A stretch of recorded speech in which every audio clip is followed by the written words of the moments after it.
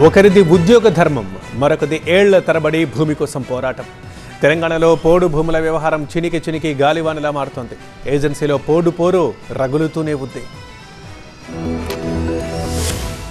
తెలంగాణలోని చాలా ఏజెన్సీ గ్రామాల్లో పోరు ఆగడం లేదు. అటవీ శాఖ అధికారులు గిరిజనులకు మధ్య నిత్యం పోరు జరుగుతూనే ఉంది. ఒకరు హక్కుల కోసం పిడికిలి ఎత్తుతుండగా మరొకరు విధి నిర్వహణ అంటూ చర్యలకు దిగుతున్నారు. దీంతో ఏజెన్సీ గ్రామాల్లో గందరగోళ పరిస్థితులు నెలకొన్నాయి. మంచిర్యాల లక్సెట్టిపేటలో ఉద్రిక్తత నెలకొంది.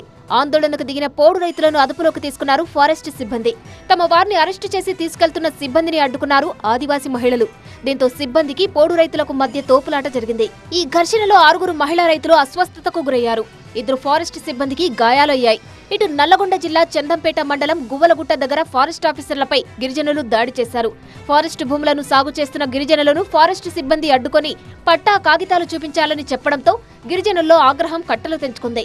నాగర్ కర్నూలు జిల్లాలోనూ ఏజెన్సీ ప్రాంత ప్రజలకు అటవీశాఖ అధికారులకు మధ్య ఘర్షణ వాతావరణం నెలకొంది. మంగళవారం కొల్లాపూర్ మండలం నార్లాపూర్ వట్టిమేకులకుంట ప్రాంతంలో అటవీ భూమిని స్వాధీనం చేసుకున్న అధికారులపై గ్రామస్తులు దాడి చేశారు. దీంతో బుధవారం వట్టిమేకులకుంట ప్రాంతంలో అటవీశాఖ అధికారులు కవాతు నిర్వహించారు.